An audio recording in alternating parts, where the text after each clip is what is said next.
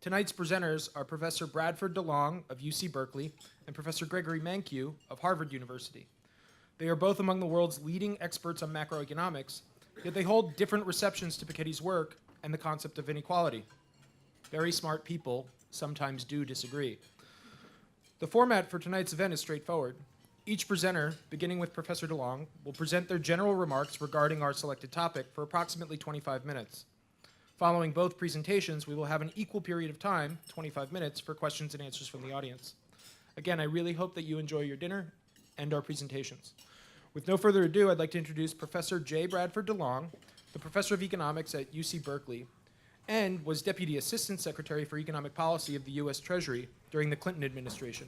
He blogs regularly for the Washington Center for Equitable Growth and is a research associate of the National Bureau of Economic Research. He is a prolific author of dozens of scholarly papers and book chapters, as well as an active voice through social media on all matters of macroeconomics and related contemporary public policy. Please join me in welcoming Professor DeLong.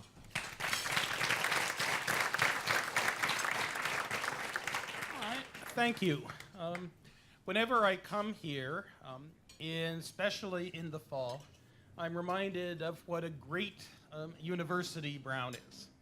And whenever I do, I think that right now it's probably the best of the Ivies in terms of retaining its balance. But this is probably nothing more than the fact that Brown today strikes me as more like, say, the Harvard of my youth than Harvard does today. And probably simply a belief that when I'm in Brown, I must be young and strong and healthy and much more energetic now than I am when I find I really can't go back to work at 9 p.m. and work for 3 more hours at full tilt and get a whole bunch more done. But even if it's only a myth and only a consequence of my psychology and my longing for my youth, being back in Brown, hanging out at Brown, always makes me extremely happy. So I am more than usually glad to be here. My statement that I'm glad to be here is more than usually true in such events. Inequality. Inequality has ruled human sciences or human societies at least since shortly after the beginning of agriculture. Once you have farms, you have the possibility of large social groups. And once you have farms, you really cannot run away. When the thugs with spears who have trained to use the spears come and demand half your crop. And then there are also the grifters with knowledge of the stars, who can tell you when the last winter storm was probably the last one because of where the stars are, and so when it's safe to plant, and when the next storm is going to bring with it a freeze, and so it's time to harvest.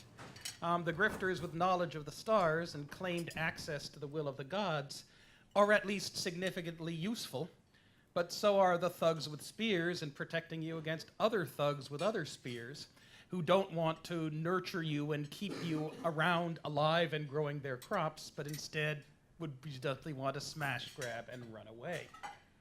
And so human societies have been characterized by lots of inequality, starting with at what I will call unproductive inequality from the very beginning of agriculture. We see this in the very first pieces of literature we have. The Epic of Gilgamesh, the story that the Babylonians actually called the man who knew all things. Gilgamesh is 2/3 God, 1/3 man. And so as a result, he makes the young men stand in rows and follow his orders and train with their spears and build things for him. He doesn't leave the wife to her husband, nor the maiden to the warrior that she wants to marry, nor a daughter to take care of the mother, but instead moves people around for his comfort and pleasure. And the people are oppressed. The people are extraordinarily oppressed with by this inequality. And what they do is they cry out to the god Anu and the other gods, and the gods don't smite Gilgamesh down, that after all, he deserves to be dominant. He deserves to be unequal. He is, after all, a higher being, 2/3 God and 1/3 man. But they say we have to do something. And so they start figuring out what adventures Gilgamesh could have. And we are off and running with world literature. This is a very strong post-Neolithic revolution, pre-industrial agricultural pattern. We see it, I think, most strongly between 5000 and 2000 BC, when all of a sudden the number of men who have sons, who have sons, who have sons, who have sons, who have sons, who have sons, so on down, descent in the male line, preserving the Y chromosome with mutations, as compared to female daughters of daughters who have daughters of daughters who have daughters, preserving the mitochondria down the line, down the genetic line with small mutations, suddenly goes steeply awry. From 75,000 BC up until 5,000 BC or so, there are about equal numbers of preserved Y chromosome and preserved mitochondrial linkages of descent in the direct male and direct female line. Since 2000 BC, there are about equal numbers. From 5000 to 2000 BC, we seem to have about 15 female mitochondrial DNA direct descent lineages surviving for each one male lineage. Polygyny for some men, non-matrimony for many more, and the persistence of male descent groups. If your grandfather had a special position because he was a child, a son of Heracles in the direct line, you, if you're in the direct, probably have a big position as well in society. And what's life for women like during the 3,000 years that this is going on? Now let me back up and get more to economics, because I'm going to be talking a lot about these things called Gini coefficients, which are how our data on equality-wide society tends to come. The Gini coefficient, the way to think about a Gini coefficient. If the bottom 3/4 of a society get 1/4 of income, and the top quarter get the rest, and if it's evenly distributed over those two groups, then if I did my arithmetic right on the plane, the Gini would be 0.5. If the bottom 2/3 got 1/3 and the top 1/3 get the rest evenly distributed, the Gini would be 0.33. And if you were to think like a utilitarian, like Jeremy Bentham, and imagine there's some psychological law by which each doubling of your income, each doubling of the real resources you can command for your use, kind of raises your happiness, your utility by an equal amount.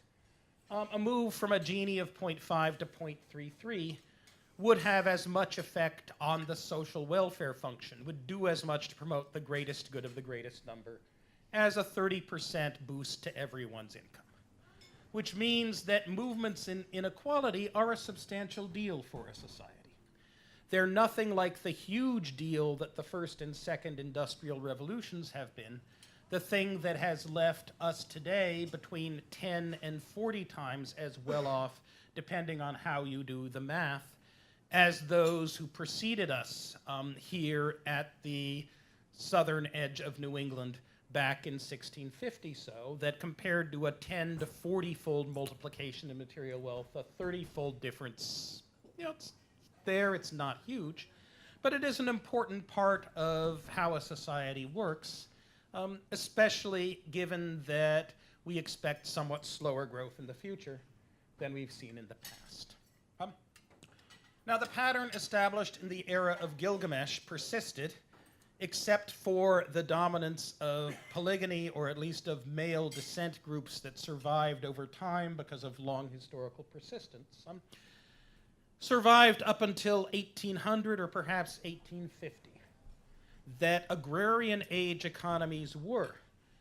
My teacher and Greg's former colleague Jeff Williamson, my colleague Peter Lindert at the University of California, the amazingly smart Branko Milanovic at City University of New York calculated. Agrarian age economies look to have been about 80% as unequal as they could possibly have been, given the requirements that the poor and the middle class get enough so that they don't die quickly. Any more unequal, women would be too skinny to ovulate regularly. Children would be so malnourished as to have compromised immune systems and fall victim to the common cold, in which case they die. And in the words of Charles Dickens put into the mouth of Ebenezer Scrooge, a kind of relatively right-wing utilitarian of the early 19th century in Britain, their death would be desirable because it would decrease the surplus population. Thus, pre-industrial economies, they were really not that much more unequal than industrial economies. But the pressure by the upper class to extract resources from the rest, either through theft, either through fraud, or through exchange overdetermined by an initial distribution of resources established from society, was much, much stronger. Yeah, and so presumably inequality back then was much, much bigger a deal. It meant potentially survival or non-survival, and it required a lot more social pressure to extract something that much closer to the maximum feasible inequality. And then also the pre-industrial civilization is different from ours, at least from ours today, at least from ours as we hope it will be, in terms of status group inequality.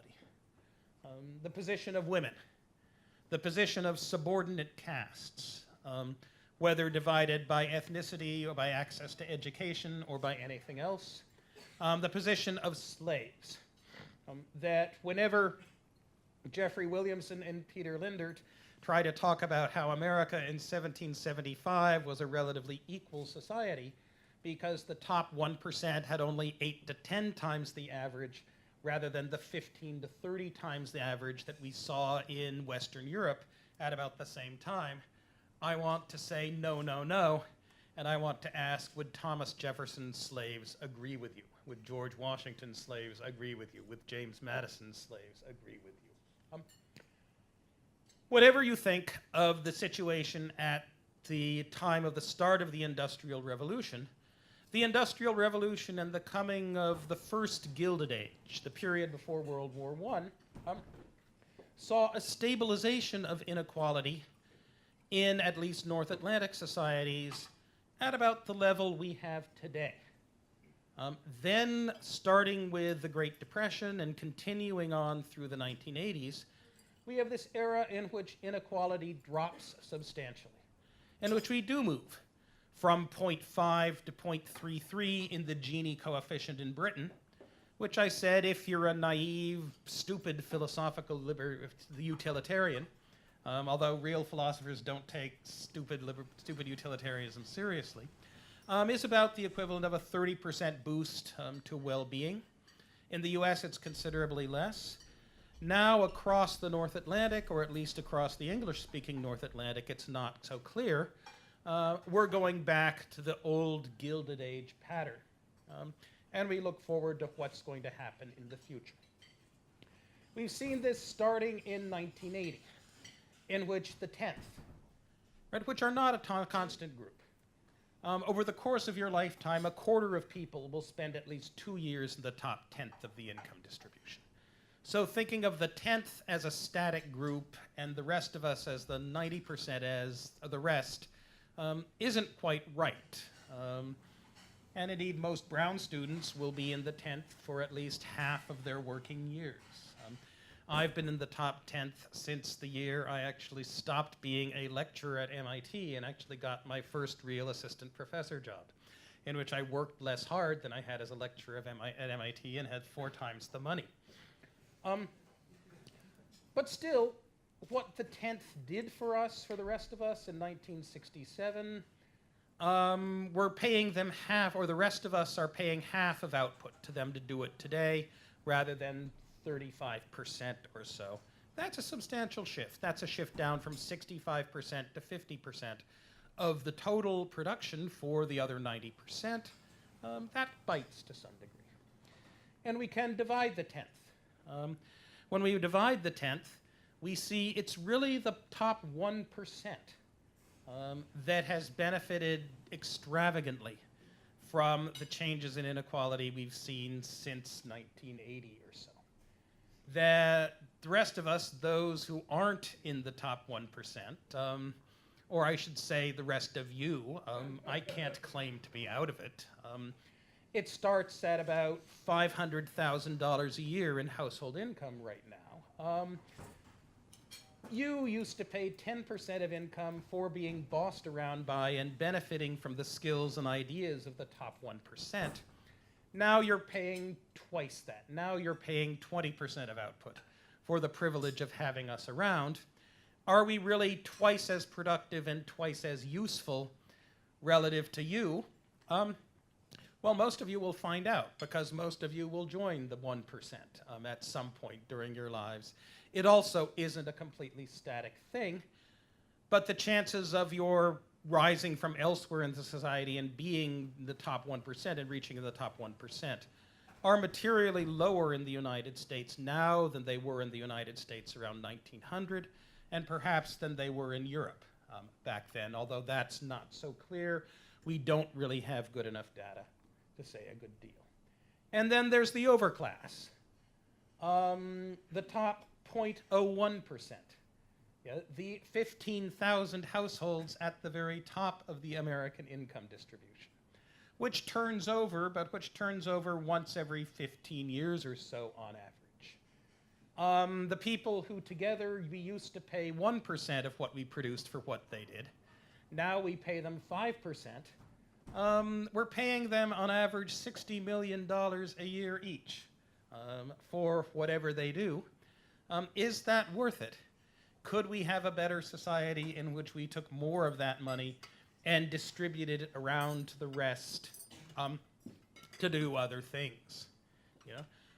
Certainly I think so. Right? That give me an extra $400 and I will probably take my wife to the French Laundry restaurant up in Napa Valley. And we will have a wonderful $400 dinner. But if we divided that $400 into 20 $20 tranches and given those $20 tranches each to, say, 20 single mothers for them to take their children out to McDonald's for a splurge, wouldn't that generate more human happiness than we get by going to the French Laundry? Well, apparently I must think not, because as a rule I don't do it. I'm not Peter Singer. I don't attempt to actually implement what I think ought to be true about the utilitarian distribution of wealth around the world. Now, how much difference does it make? It seems to make a substantial political difference. We think we're seeing this year that if you look at American production and supervisory workers, their incomes stopped growing around 1973, at least to any great extent, even though productivity in the economy continues growing.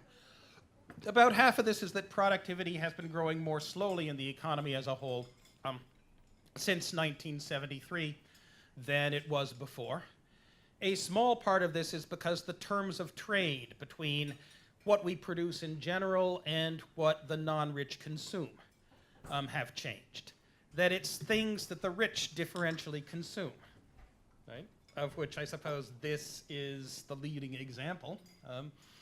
Expensive electronic toys and other luxuries that have fallen in price the most, along with investment goods. But a good chunk of this is the fact that inequality has risen, that the top 10%, the top 1%, and the top 0.1% are taking a larger share. And at least in some interpretations of what's going on, this is unraveling the political economic fragment of our society to an alarming degree, along with, from a narrow utilitarian Benthamite greatest good of the greatest number, giving more income than we can usefully use than to those of us who happen to be at the top. So what happens next? Well, Brookings economist Arthur Okun, writing in the early 1970s, and in fact, I think in a famous lecture that he gave at Harvard's Kennedy School, talked about the leaky bucket and how you had to curb your desire to tweak the tax code and to tweak policies to transfer too much income from the rich to the rest because the bucket leaked. Right? That you tax the rich too much, you find you're distorting the framework of production and effort by too much. you find you're losing substantial amounts of what you could produce. With the polar example being the communist societies behind the Iron Curtain of Eastern Europe, that when the Iron Curtain fell in 1990, and we actually could examine them in detail, that we found were about only as 1/5 as productive as the societies of Western Europe that they had been living next to for 43 years. That attempt to ruthlessly enforce some kind of equality and to eliminate the markets that Karl Marx thought were a principal generator of equality, that was an extraordinarily destructive thing to undertake.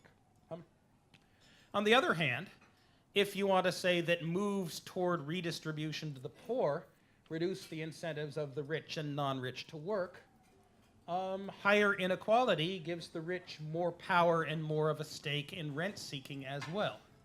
That after all, in the economic process of creative destruction, who is it that is going to be creatively destroyed?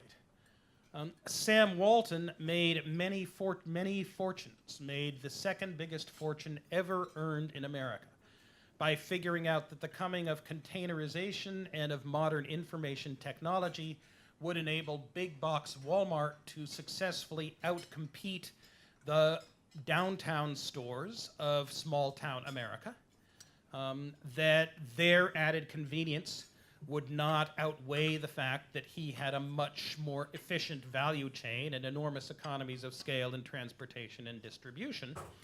And so that was a substantial increase in inequality, moving inequality from the top 5% to the pockets of Sam Walton, whose fortune is now divided to four, who now have substantial political voices in that they have enough money to spend on it, and who are presumably ripe to be creatively destroyed by some future economic shift, but who have every incentive to try to figure out how to guard against that.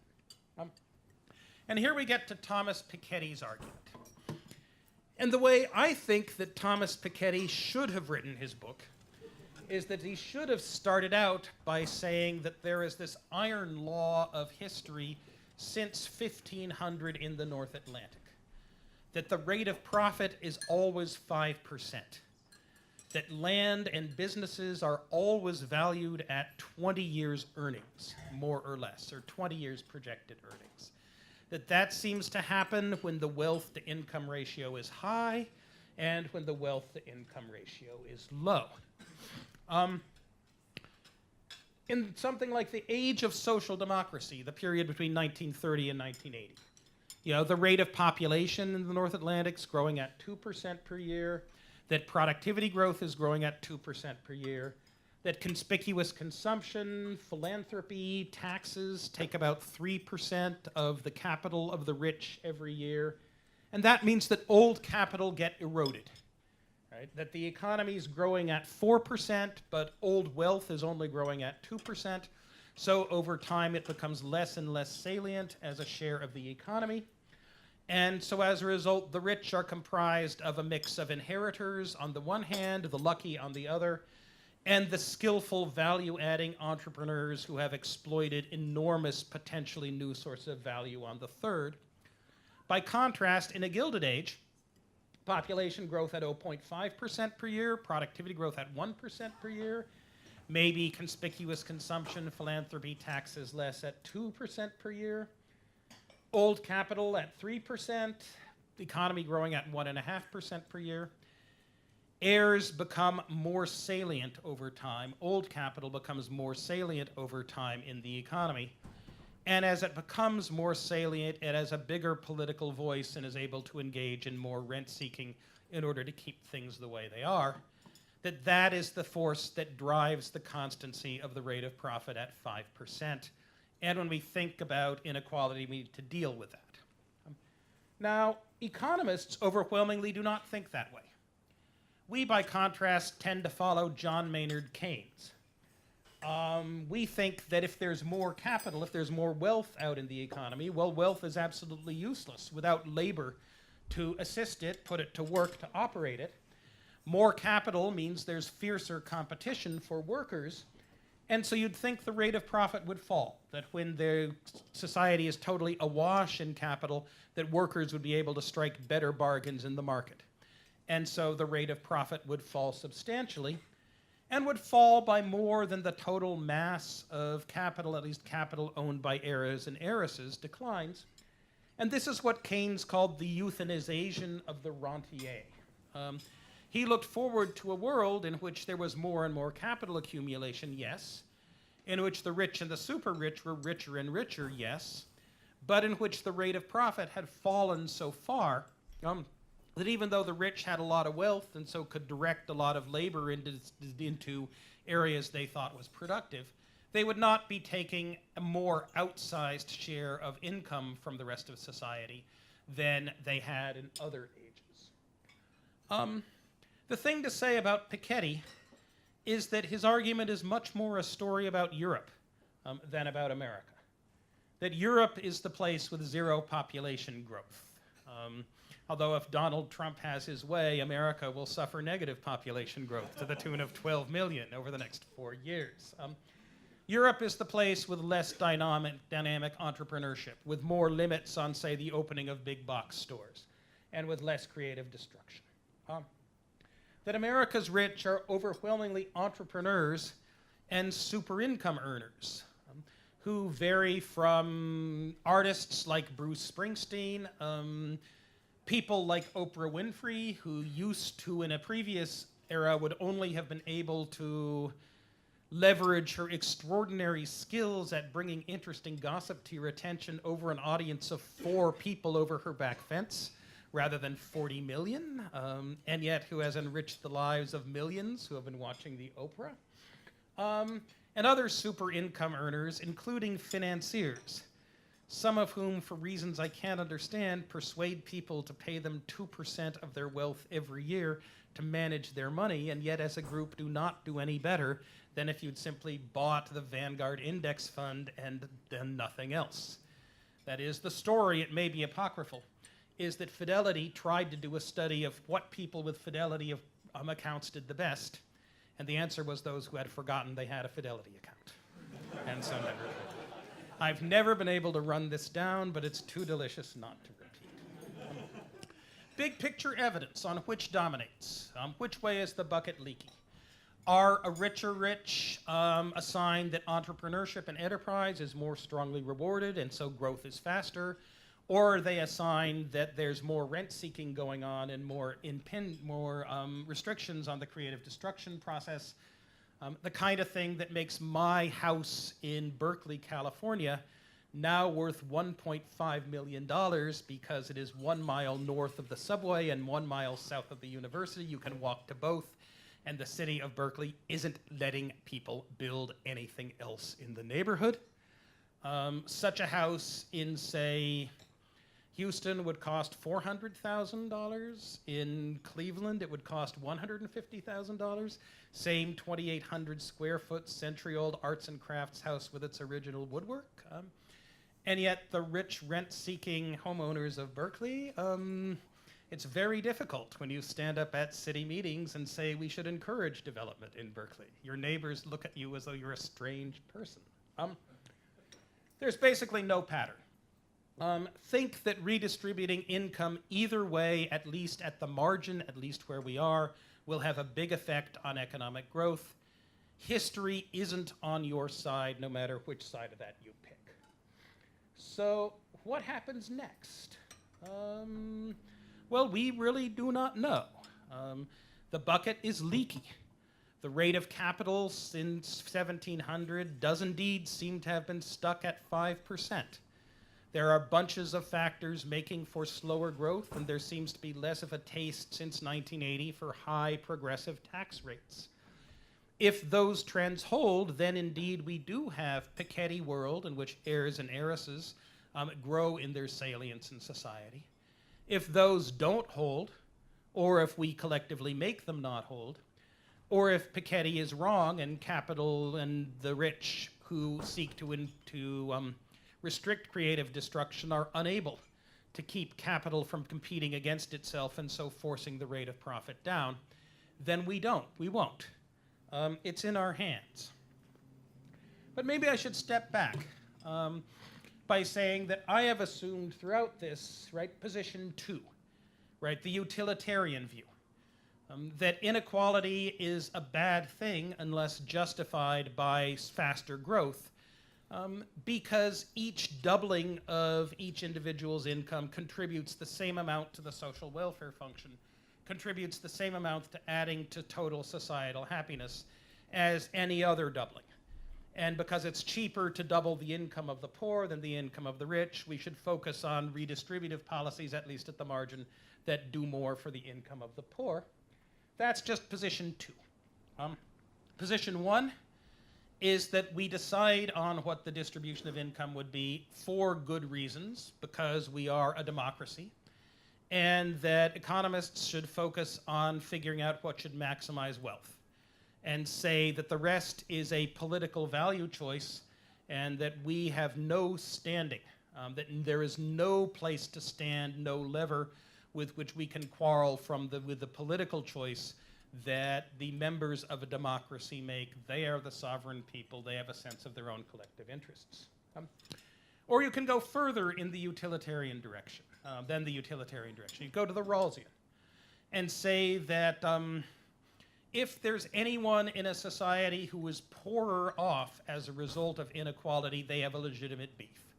That the only society that is truly acceptable, in which no one has a legitimate beef about its organization, is one in which inequality exists because, and as part of, increasing total production by so much as to make even the least advantaged person best off.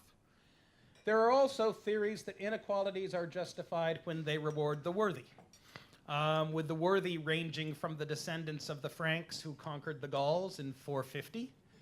They had a natural right to tax exemption in France before 1789 because they were worthy. To those of us who happen to have born with brains that allow us to gain and hold tenured Ivy League professorships, in my case, UVA professorships in my sister's case, and to somehow become portfolio manager of a hedge fund in my brother's case, that those brains make us superior and worthy in some sense, or any of a whole bunch of other possible definitions of worthy. And then there are Plato and Aristotle, who would say that inequalities are justified when they allow for philosophy. And thus Plato argued strongly against gender inequality in education, saying, I've known women who can be philosophers. We need to educate women at least as much as we educate men, because we need philosophers. And Aristotle, who said that we need slavery, at least until we have catering carts that will move of themselves, or like the catering carts the gods have at Olympus, or until we have metal robots that can make plows by themselves, as the servitors of Hephaestus. That when that day comes, which it never will, we can avoid having massive inequality, but that's a utopian pipe dream. Or you can say that inequalities are justified when they are the result of a fair system. But then doesn't that just push the question back, what is a fair system? And let me stop there.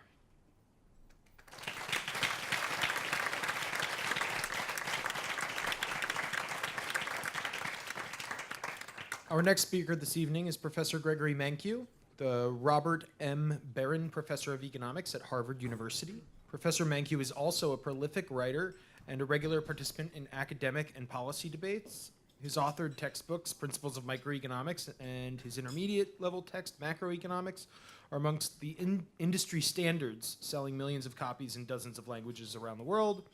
Please join me in welcoming Professor Mankiw.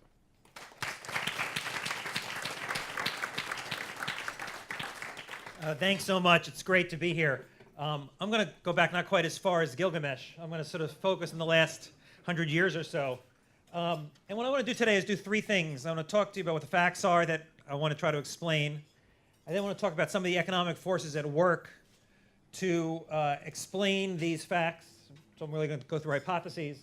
And then I want to talk about what policies we might pursue in light of these facts and the theories to explain the facts.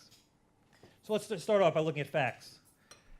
This is a graph that shows you growth in income before and after 1973 at different parts of the income distribution. So you can see the bottom 20%, the top 20%, and all far at the right, the top 5%, which is a subset of the top 20%. And what you see in blue are the growth rates before 1973, basically from World War II to 1973. And we see here is that there's growth in all parts of the income distribution. In fact, growth was a little higher at the bottom. So we were becoming more equal as a society because the bottom was going a little faster than the top. But you saw growth across the board. And then after 1973, things are very different. You continue to see fairly robust growth at the top. You see fairly meager growth in the middle. And you see, if anything, slight declines at the bottom. So the bottom 20% is basically experiencing no growth at all. So this sort of shows you the overall pattern of changes in inequality over these two very important subperiods. I was going to give you a couple graphs to show you sort of what's happening at the extremes. This one is the same as Brad showed you. This is the Piketty-Saez data. This is based on tax returns. And what we see here is the share going to the top 1%. And as Brad pointed out, this is exactly the same data he showed you. It basically doubles from 10 to 20% over this period. So we're basically back to the level of inequality we saw in the Great Gatsby era. Now remember that, by the way, the doubling of the income share. This is going to be important when we talk about solutions later, towards the end. So we basically doubled the share going to the top 1%. This shows you the poverty rate. And basically, because we saw no growth at the bottom over this period, we've seen basically no advances in poverty. So from 59, when the poverty data starts, to the 1970s, we saw declines in the poverty rate. That's when John Kennedy could say a rising tide raises all ships. And he was right. But then the rising tide started leaving some of the dinghies behind. And the poverty rate basically pretty much plateaus. It goes up in recessions, down in expansions. The recessions are the shaded areas. But basically, there's really no long-term trend for the past 40 years in the poverty rate. So those are the basic facts about income inequality that we'd like to explain. I should point out, by the way, that everything I'm looking at here is before tax incomes. So we can't say, well, it's tax policy that's doing it. At least not the direct effects of tax policy aren't doing it. This is all before tax incomes that I've shown you. Okay, so those are the facts. And those, I think, are things economists would like to explain and like to figure out how to reverse. So what are the economic forces at work? Well, before I tell you, I want to talk about 4 important forces that I think actually do help explain what's going on and are all contributing. But before I do that, I want to take you on a dead end. This book here. This book is a great book in some ways. I think the data collection and data is really quite interesting. But I think the analysis of the economic forces at work are basically wrong. So here's the basic Piketty argument. I actually don't know if it's Piketty or Piketty. I'm not sure how to pronounce it. But what? Piketty? Okay, Piketty. Okay. So Thomas's argument is, the way he puts it is that R greater than G is the central contradiction of capitalism and leads to an endless inegalitarian spiral. Well, those are really strong words. For somebody who kind of likes capitalism like I do, saying you found a fundamental contradiction, central contradiction of capitalism, that's kind of like, really? I gotta take that seriously. And the basic, what R represents here is the rate of return on capital, and G is the growth rate of the economy. And what Thomas says is, well, if the growth rate of the economy is below the return on capital, then the capitalists will get more and more money relative to what labor is earning, and therefore becoming more and more, less and less equal, more and more unequal, and these big estates are going to keep growing over time. And he says we do live in a world where R is bigger than G, and therefore we're really up. We're in a bad situation. And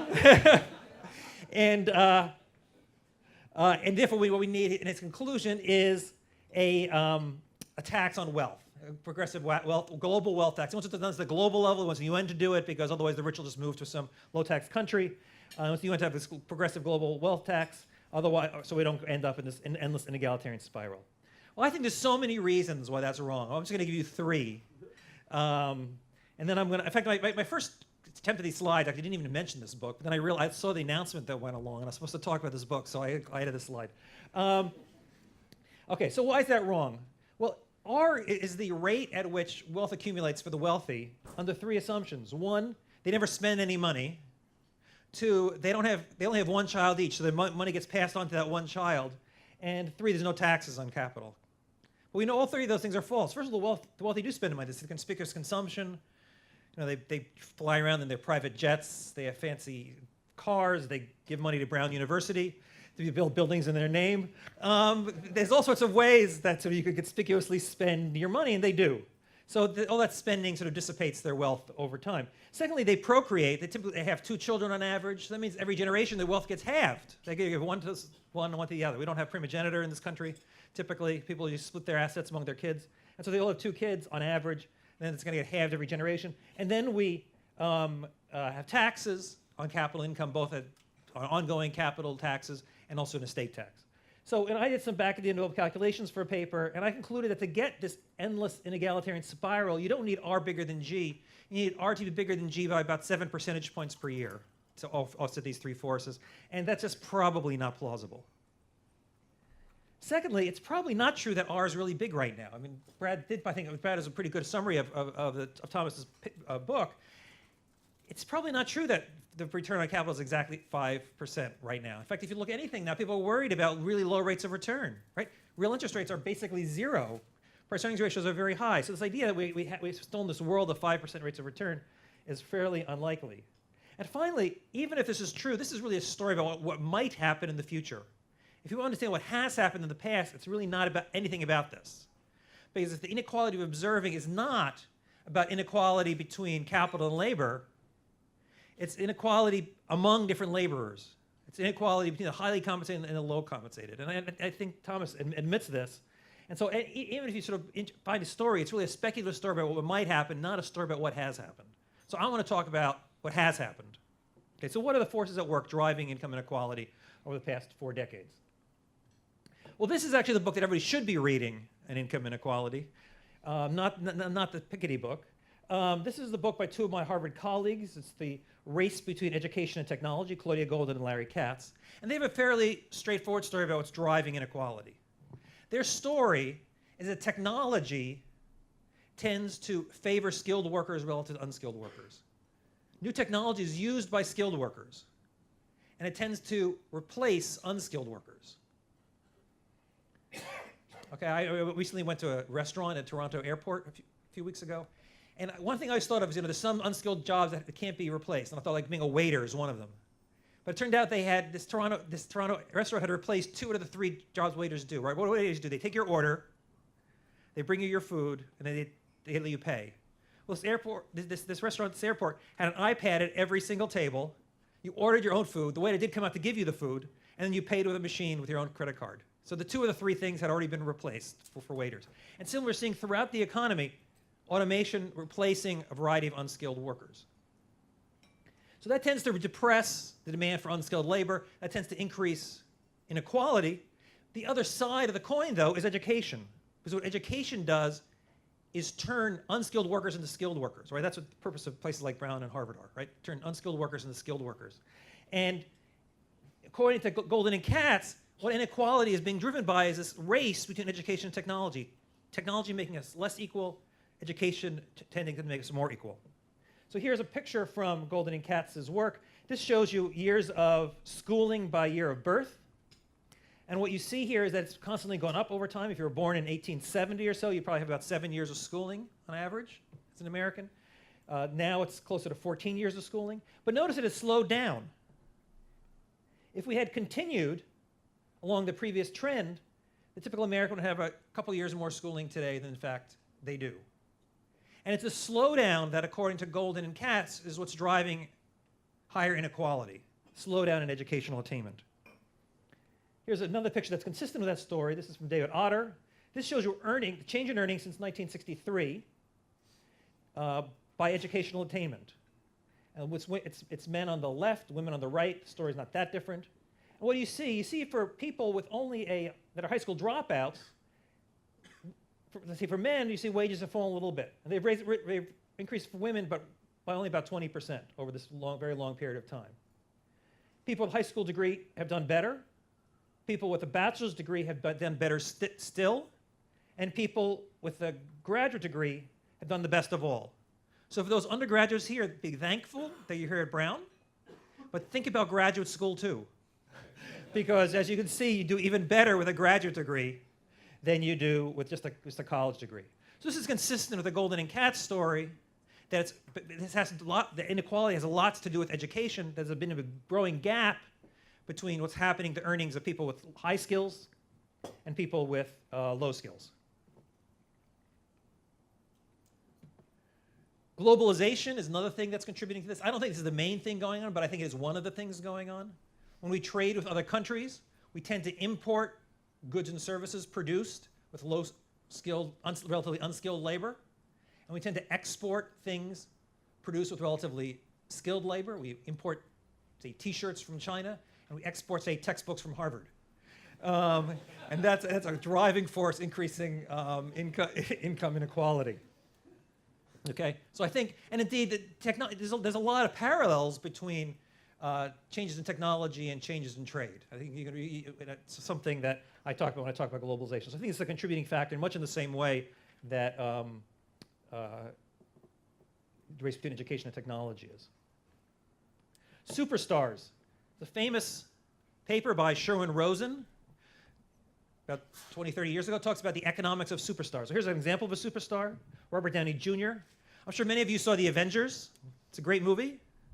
For that one movie, Robert Downey Jr. was paid $50 million. To give you a sense of how much money that is, the typical American would have to work for more than 1,000 years to make $50 million. And he made that for that one movie, which presumably filmed over a few months. And there are people talking about the next Avengers, he's likely to get more than that. So why is it that he got $50 million for that movie? What are the economics of that? Well, it's not that he ripped off the producers. I think the producers and the investors of the movie were very happy with that movie. They made a lot of money. Roughly speaking, 200 million, these are round numbers, I sort of looked these up. Roughly 200 million people saw this movie worldwide. So of those 200 million people who saw the movie, each of them bought a ticket, and 25 cents of their ticket went to Robert Downey Jr. And my guess is if you saw the movie, you said, yeah, that was a good performance. I'm happy to pay him $0.25 for it, right? You didn't feel ripped off. But the amazing thing about it is that he could have 200 million customers. And that's the nature of superstars that Sherwin Rosen talked about. In certain industries, something about the nature of the good that allows you to, if you're at the top of your game, reach literally everybody on the planet. Right? If you're Taylor Swift, people like your singing, everybody gets to listen to your singing. If you're a great actor like Robert Downey Jr., everybody gets to see your acting. If you're the world's best plumber, not everybody gets to enjoy your services. You can't have 200 million customers if you're a plumber. Okay, so there's certain industries in which the people at the top of their game can reach a very wide market. Notice, by the way, the average singer sings in the shower for nothing at all. Right? The average actor may do it for fun at community theater on the weekends for no money at all. Only if you're the best, the top of your game, can you be Taylor Swift or Robert Downey Jr. And there has been, I think, because of changes in technology, a growth in the number of superstars out there. The women's movement and assorted mating. Women have a very different role in society than they did 50 years ago. Women are much more likely to be in the labor force. But what people don't appreciate is to what extent this has contributed to rising inequality. Now, I know you've come to Brown to get a great education, but let me say also, by the way, this is a very selective matching service. So this is a good place to meet your future spouse, because you've been selected to get here. You probably have a lot of earnings potential. If you're looking for something else with a lot of earnings potential, they've gone through the same selection process. Just keep that in mind. Nick, my son's here. Keep that. Okay, here, this gives you some evidence of the changing role of the changing role of assorted mating. This is a very simple graph. We got a minute to just explain it to you. This is from a sociology journal. What the sociologist did is she correlated husbands' incomes and wives' incomes in different years. And the line at the bottom is for all couples. So that's what I want to focus in on. And we see in the 1960s, the correlation between husbands' incomes and wives' incomes was negative. Today, it's positive. Well, it's kind of easy to understand why it's positive today. That doesn't seem surprising because you kind of know what today's like. The successful doctor, lawyer, banker marries another successful doctor, lawyer, banker, and they have two really high incomes in the same household, and that sort of That's the positive correlation that contributes to income inequality. But back in the 1960s, it was negative. Why was that? Well, a lot of you students weren't born then, but I was around. And what happened back then was when the man did really well, and it was the man at that point, when the man did really well, he came home and said, "Great news, dear, you don't need to work anymore." And so the woman would drop out of the labor force. And so you see it's so that negative correlation between husbands' incomes and wives' incomes. And so that negative correlation was sort of a stabilizing force in household incomes because the man did better, the wife dropped out, and that sort of stabilized family income, so you have less inequality. So if you're really worried about income inequality and you're planning to be that successful doctor, lawyer, or banker, marry yourself a poet because that'll help stabilize your family incomes. Okay. Okay, so those are the hypotheses. Now, I mentioned 4 different explanations. I don't think these are alternative explanations. I think they're a variety of forces at work that are all sort of contributing at the same time to the trends we're seeing, right? Income inequality is an important phenomena that is really an outcome that has lots of forces affecting it. The question is, what do we do now in light of now you've seen the facts, you've seen what I think are the most plausible hypotheses for explaining these facts. In light of that, what do you do? Well, the first thing you might want to do is address the root causes. But once you start realizing that, and I've identified some of the root causes, you realize how many of those root causes are really hard to change. We're not going to change nature technology. It'd be nice to tell entrepreneurs, stop inventing stuff that skilled people can use, and invent stuff that unskilled people can use and can replace the skilled people. But once you sort of say that, that's kind of a hard thing to do, right? Technology, it's easier to sort of figure out, to get a machine to replace an unskilled person than to get a machine to replace a skilled person. Now, other examples of that, maybe we can get machines reading x-rays to replace the radiologist. So yeah, we can think of examples, but that tends not to be the way inventions happen, and we can't really direct the nature of innovation in a way that might like if we wanted to. We're not going to reverse globalization, Donald Trump notwithstanding, and we shouldn't, because we economists do believe that globalization, trade, expands the size of the economic pie overall, even if it perhaps leaves some people with a smaller slice, just like technology. Technology expands the overall size of the economic pie, but sometimes leaves some people with a smaller slice. Globalization does much the same thing. And really, we're not going to get those bankers to marry poets. So assorted mating is something that's here to stay. Women are going to stay in the labor force. Successful men are going to marry successful women and vice versa. And that's just a force that's increasing inequality that we're going to have to put up with. So once you sort of recognize the root causes, you realize, gee, a lot of these are things we really can't influence very much. But one thing we can do is we can increase the supply of skilled workers. Right? The inequality, as I said, was driven by the mix of skilled and unskilled workers. Golden and Katz said we need to increase educational attainment, and that's one of the things we can work on. We can increase the supply of skilled workers by trying to increase educational attainment. And I'm not an expert in the economics of education, but you realize there's all sorts of things you might do. It involves things like maybe better pre-K, maybe better financing of higher education, maybe better organization of our high schools so we could fire ineffective teachers. There's all sorts of things, and educational reformers debate which of these are most important. But let me point out that even if we succeed in that, this is going to be a very long-term project. It's not going to happen overnight. So for example, let's imagine, as Jim Heckman argues, that better pre-K, pre-kindergarten was really important for underprivileged kids. Let's say he's right. Let's suppose we pass the perfect pre-K program. What's that going to do? Well, that means that in 20 years, when those students are entering the labor force, we'll have a better mix of workers. That could be great. We're not going to really show up in economic outcomes for 20 years because those aren't going to be workers for 20 years.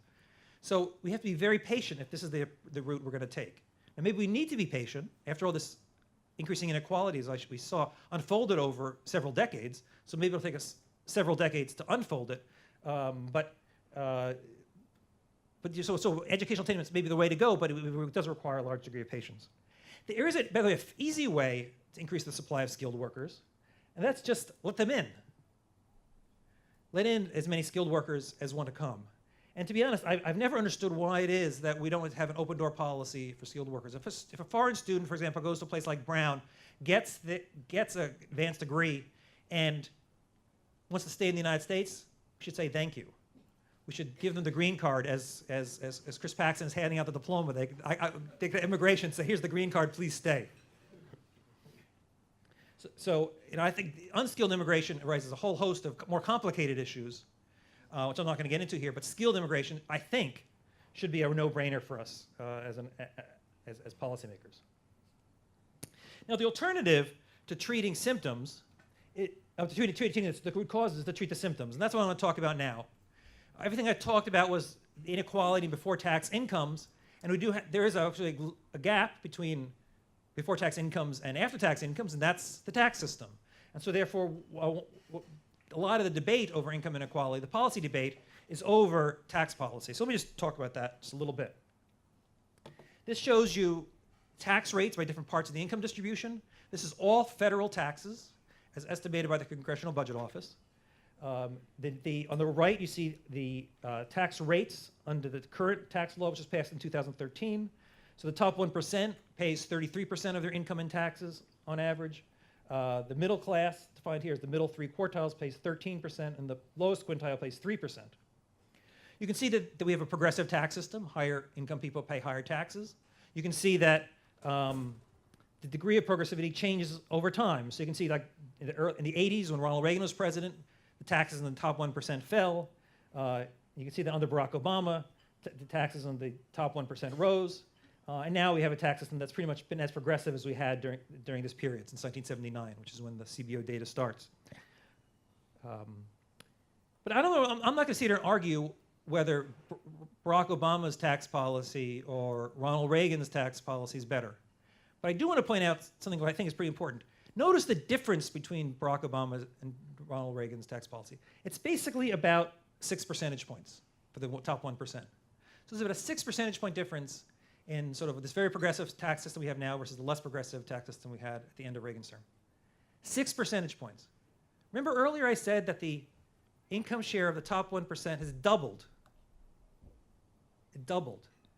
That doubling is huge compared to the 6 percentage points. So we can debate Obama tax policy versus Reagan tax policy until we're blue in the face, but it's really going to make a very small dent into the basic issue of rising inequality over the past 40 years.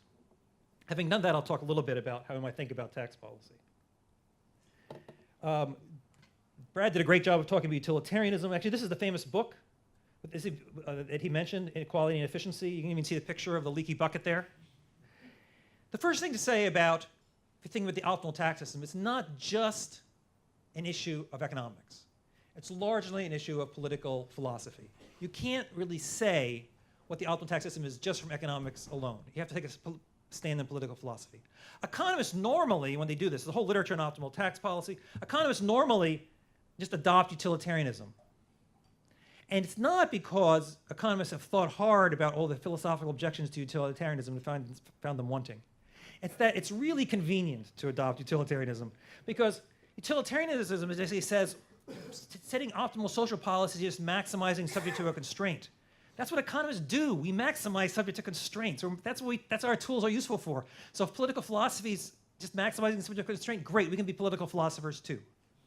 So I think there is a attraction to utilitarianism among economists that's often hasn't been really thought through. I've written some research papers trying to get economists to think a little hard about utilitarianism. I'll just mention one briefly since I have a minute. I wrote a paper called The Optimal Taxation of Height. It turns out, the wonderful paper by George Akerlof many years ago that said, you know, if you're trying to do an optimal tax, then anything correlated with income should be taxed too, because especially if it's exogenous, because if you can tax that exogenous thing, you can tax income less and the tax system will be less distortionary. That's what George, he called this the economics of tagging. So Matt Weinzierl and I came along and wrote a paper called The Taxation of Height because we observed, there's large literature that says that height and income are correlated. And we actually documented that, and we wrote down a utilitarian calculus and said, okay, if you believe that, if you're utilitarian, and you take this fact that height is correlated with income, then you should want to tax height, and we calculated what the optimal height tax is. And it's several $1,000s. A short person should pay several $1,000s less in taxes from a tall person for the same income. So being tall should pay extra few $1,000s a year. Now, I have a colleague in the Harvard Law School who read this and said, yeah, I love how utilitarian, it's a great idea. But our point wasn't that was a great idea. Our point was, Our point was that this is a stupid idea. But if you're utilitarian, you have to believe it. So therefore, you don't believe it, you're not really utilitarian. And so it was really it was an intellectual challenge to utilitarianism to say you probably really, in your heart of hearts, are not utilitarian. So you got to figure out what you are. But anyway, there's no question that that this is a political philosophy. Utilitarianism is a political philosophy. And Brad was pretty good at laying out a variety of other possible political philosophies. Let me lay out just one. Robert Nozick, famous book Anarchy, State, and Utopia, he wrote the following. He said, "We are not in the position of children who have been given positions of pie by someone who now makes last-minute adjustments to rectify careless cutting." That is, utilitarianism wants to sort of go in there and say, oh, there's this unequal pie, let me go fix that, because it's really sort of too bad that when the market sort of cut up the pie and people ended up on equal slices. Go back to Nozick. What each person gets, he gets from others who give to him in exchange for something or as a gift. In a free society, diverse persons control different resources, and new holdings arise out of the voluntary exchanges and actions of persons. So what Nozick is saying is, if there's inequality, but people sort of voluntarily got there that way, don't worry about it. Or if I had to summarize Nozick, here's my summary. There's good rich people and there's bad rich people. If you're Robert Downey Jr., and you created something of value that a lot of people were willing to pay you 25 cents, 200 million people were willing to pay you 25 cents to see your performance in the Avengers. No problem, says Nozick. Government doesn't need to get in there. Sure, it's unequal, but we liked seeing the Avengers, and the fact that Robert Downey Jr. got fabulously wealthy for it, no problem. On the other hand, if the rich got wealthy by simply diverting money from other people, if they simply stole from other people like Bernie Madoff here, then that's a problem. So I don't think Robert Nozick would say Bernie Madoff's a fine guy, he got rich fine. Nozick would say, yeah, no, he stole. We need to protect people from who are stealing. Now, I actually think this Nozickian view is actually much more similar to a lot of the popular consciousness about inequality than the utilitarianism that economists, often gravitate towards. Remember back when there was Occupy Wall Street? We had Occupy Wall Street.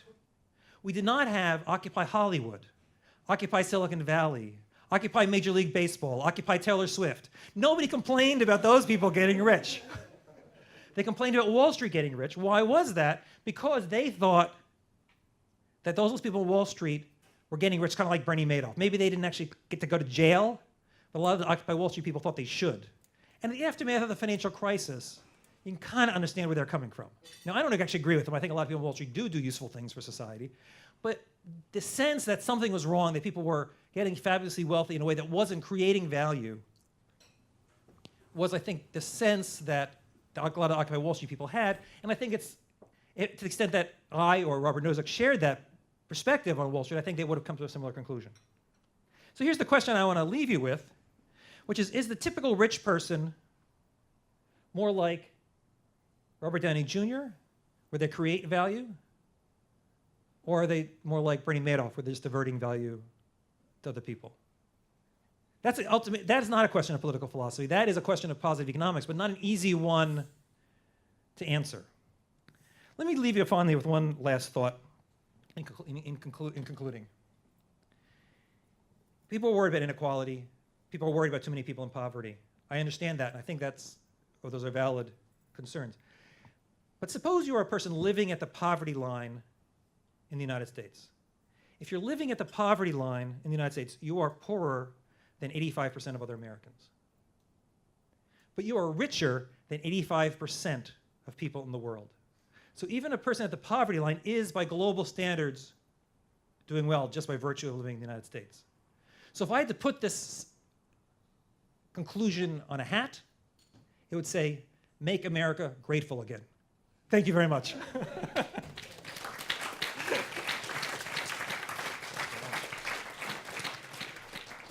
We now have approximately 25 minutes for question and answers from the audience. There are microphones on both sides of the room, and our event this evening is being videotaped and recorded for posterity, so please speak into the mics.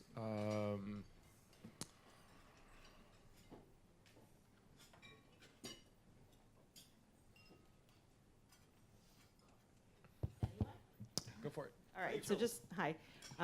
Really quickly, so you pointed out, Greg, that in the last 30 years, really, the taxes don't look very much more progressive. But as you know, when Eisenhower was president, our marginal tax rate on the top was 93%. So would you like to say something about that? Yeah, sure. I started the CBO data in '79. That's when the CBO data starts. I would have loved to have gone back further. You're right. Top marginal tax rates were very, very high under Eisenhower. I think actually very, very few people paid it. I tried to do some back of the envelope calculations. Paul Samuelson did. What? And Paul Samuelson and Bill Bradley Did what? paid them. Well, I think very few people did. Okay. So I haven't seen that number going back. I mean, it's a little bit like let's suppose I said right now we're going to set the top marginal tax rate at 99% for anybody making more than $200 million a year. Fine, Robert Downey Jr. may do it for his next movie, but it's going to be so few people that really wouldn't show up in the 1% data or anything else. So I think it's relatively few people. But I'd love to see the CBO data gone back. Greg Mankiw would immediately transfer ownership of his textbooks to a corporation that would pay him $1 a year. And then I'll hire the Brad as my tax corporation- advisor. So, and then wait for tax rates to go down.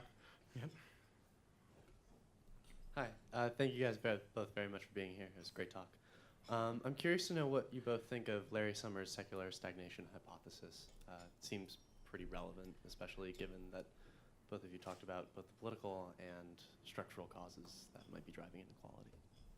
Could you start by offering a brief summary of what he means by... Do you want to? Yeah, sure. Do you want to go back? Okay.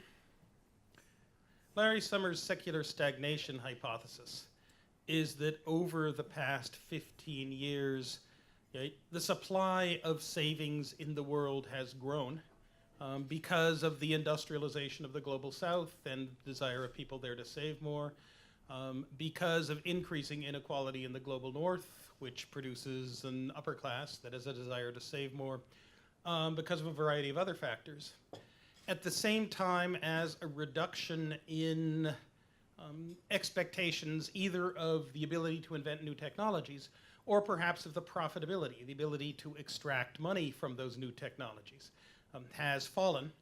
And so as a result, the interest rate that balances aggregate supply and aggregate demand at full employment has fallen and fallen by a lot, so that the economy is constantly in the position of bumping up against a situation in which people no longer want to spend their cash because using it as a means of liquidity, but instead want to hold on to their cash, to hoard it as a store of future value because the interest rate they can get other things is so small.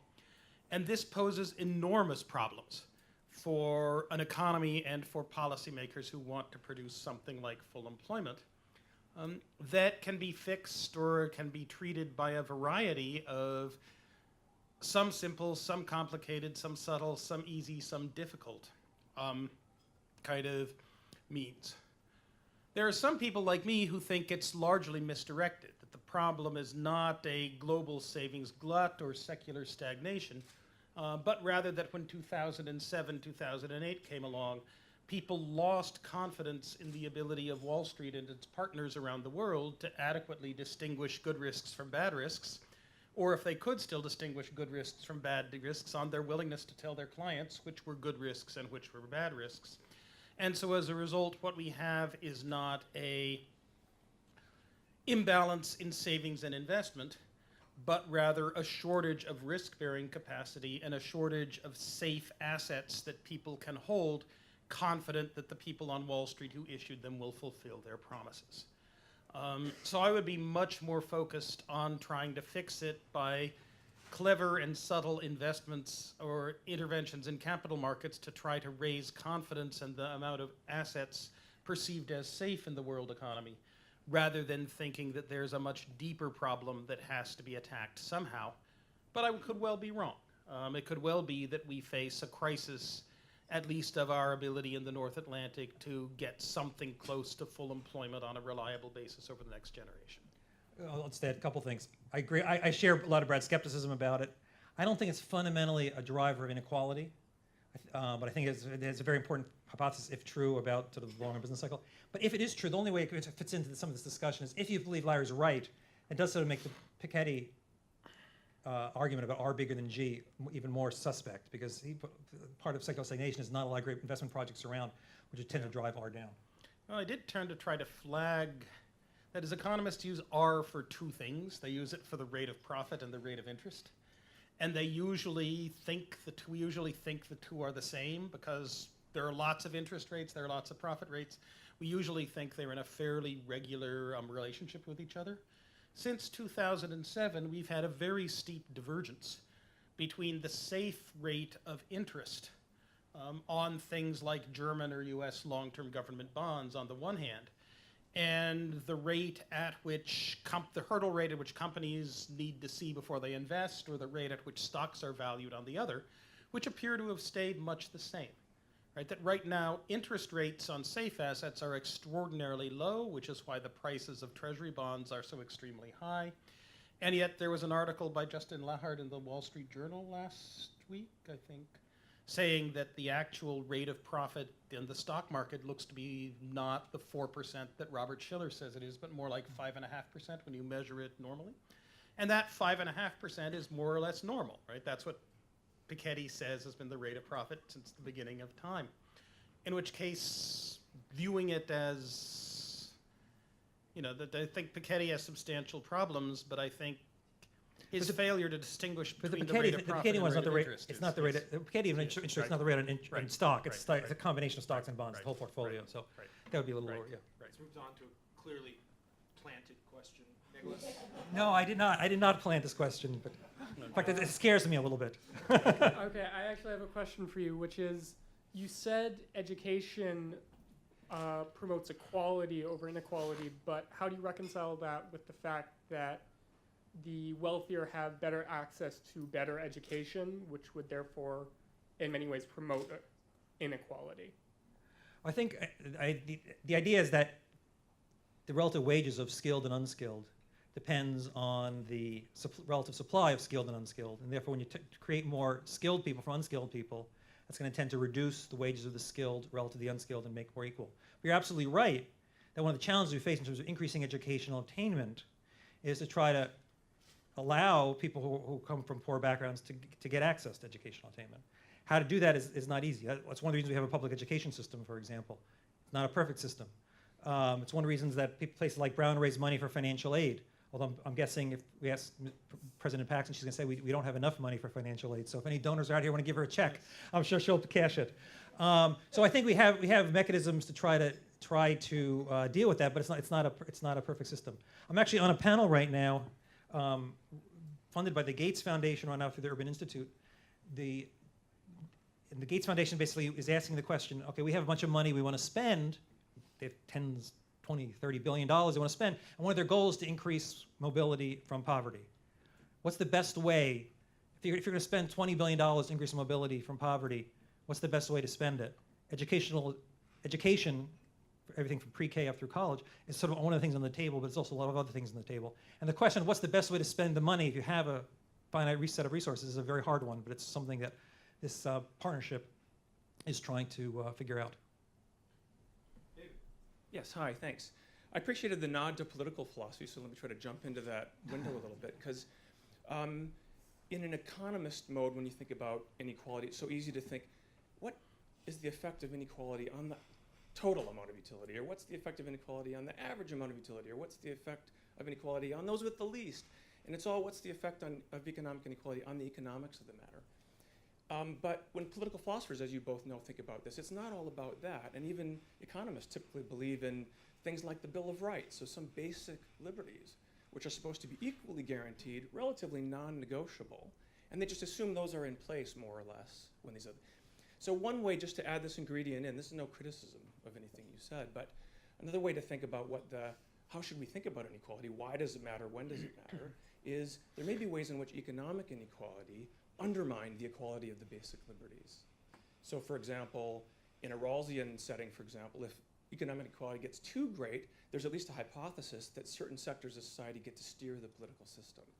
And then we all think that's unfair, or maybe it's going to have disastrous consequences, not just for the economics of other people, but for the basic fairness or relations of domination between classes of people. So, as I say, it's not a critique of anything, but I just... No, Well, first, it is a critique of economists who tend to say that, look, during the growing together time, the economy was working, at least in a growth sense, and now it isn't. Because African Americans who knew there were towns in the Midwest where they had to be out by sundown. A woman like Sandra Day O'Connor who cannot get an offer from a single private law firm when she graduates from Stanford, number 3 in her class. They would have a different view on how equal the growing together society of 48 to 1973 was. Then do us white males who kind of look back with nostalgia at that period, and are more than half of us going to vote for an obvious grifter, kind of come November. It's humiliating to belong to this demographic, I tell you. Yeah. I think everybody's going to be voting for obvious grifters. Depends on which one. Okay. One of the arguments that people often make is that economic inequality leads to inequality of political power because the rich can sort of spend their money in order to influence the political system. If that were true, Jeb Bush would be the nominee right now, because It would be a better world. But I'm personally a skeptic that money translates into political power as much as other people are. But to the extent that was a concern, I can understand that. I think it's a legitimate concern. I just see the political system as much more complicated than that. Yeah. Or fragile. I'm Yeah, not sure. or what, yeah. But Thomas Piketty does not. Right? Yes. One way to think about Thomas Piketty's book is that for him, the typical country is always France. Right? Which to us is absurd, but to him is normal. And he's looking at the French Third Republic, radically egalitarian in democracy, radically opposed to any kind of redistribution, cultural Gramscian intellectual hegemony of the kind of non-redistributionist right in terms of the distribution of income. He thinks that's the pattern for the North Atlantic for the next century, based on the fact that was the pattern for France between 1848 and 1930. I had a few questions, comments. First of all, I think I might be being a bit unfair to the growth society of the post-war era. It was not a happy place to be a woman or a racial minority, but that was a unique period in American history when there was a consensus and a real solidarity about fixing those problems. That was the era when women were liberated, when civil rights were passed, and I think that kind of growth and social solidarity of that era was crucial to that. My other observations had to do with the chart of the federal income tax burden. I think talking about federal income tax as a headline number is really getting us only part of the picture and only focusing on the part that we argue about. And if we have... Can I go back for a second? Just so we clarify, this is all federal taxes, not just income taxes. It includes payroll tax. It doesn't include state and local. Okay. It includes all federal taxes. And is it counting payroll taxes? Yes. Both, is it counting the Yes. payroll deduction as part of the gross income It's in that? It Because CBO is trying to distribute everything that the federal government creates to the person who pays it in some kind of notional counterfactual sense, any set of Right. judgments about which are hard to defend if you look at them closely.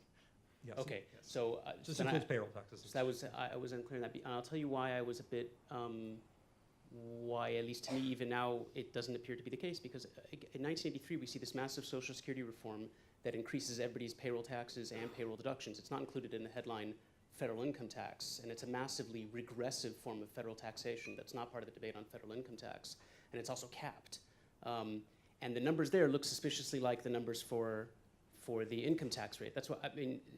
I just, again, I don't know.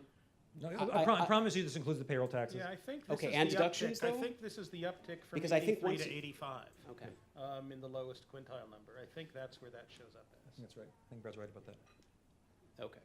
Then the rest of my comment is not going to be as relevant. Thanks. A friend of mine, Bob Ellickson, who teaches property law at Yale Law School, has often begun his classes by asking students whether they think land should be held socially or whether it should be held in private parcels. and everyone today agrees it should be held in private parcels and that social ownership of land is not desirable. But if he asks his students whether assets should be devoted to for-profit corporations or to nonprofit corporations, the class splits 50-50 on that. And a lot of people think nonprofit corporations should play a really big role in distributing resources. You talked in your slide about how education through nonprofit organizations bumps up income, so that if you attend college, you make more than if you've just graduated from high school, and if you go to graduate school, you make even more still. But nonprofit corporations, which universities are, provide very, very different kinds of products. We don't scrutinize the products very carefully. It's not clear to me how comparable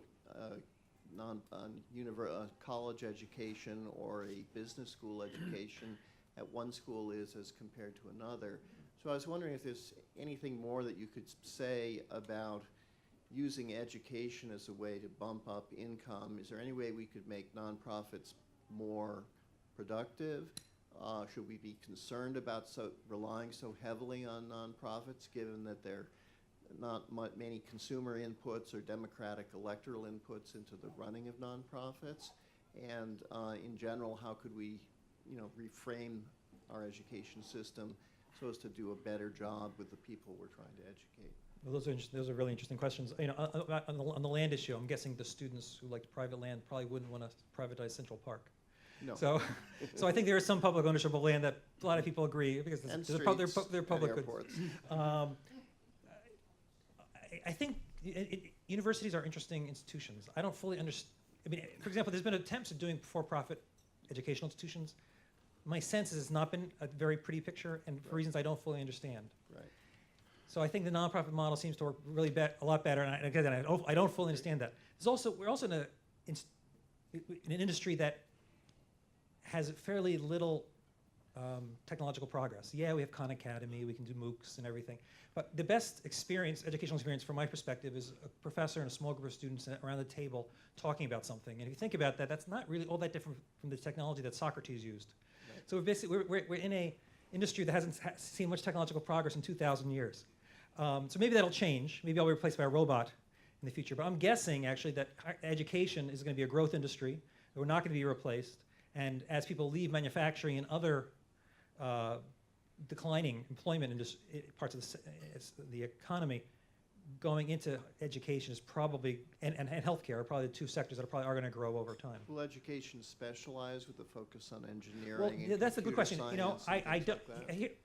The kind of education is a tricky one, and one of the big questions is, okay, we need to educate more people. Do we need more people with college degrees of the sort you give at Brown, or do we need more people to be trained to be welders and electricians? Maybe some of both, but I actually am a big believer, for reasons I'm not sure I can really articulate all that well, in general purpose education of places like Brown, where you learn how to think, because that will serve you. I mean, you can take a Shakespeare course. It doesn't mean you're going to become a Shakespeare scholar when you leave Brown, but it provides you a way to think about the world in a way that gives you flexibility in whatever job you pursue.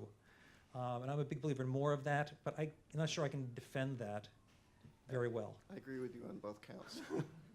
I would simply like to point out that one of the, say, a person who had a successful career on Wall Street once told me that the single most valuable thing for his education was the seminar on medieval witchcraft he took as a junior at Harvard from Stephen Osmond. Because every week the class would be about, here we have this document about witches written in the 14th century. And to us, what it says are completely absurd and ludicrous. So the question is, how is this author lying to us, and why, and what for purpose, and what can we tell about the real situation that underlies that? And scrutinizing every document that comes before it, learning to do it with that orientation, he said, has proven immensely valuable. That's a great story. Hello, my name is Joseph. I study economics. So my question is about, so we saw this chart that the top 0.01% has a much larger share of the pie now. So my question is, do you think the 4 bullet points of Professor Mankiw that explain inequality. Can they explain this development?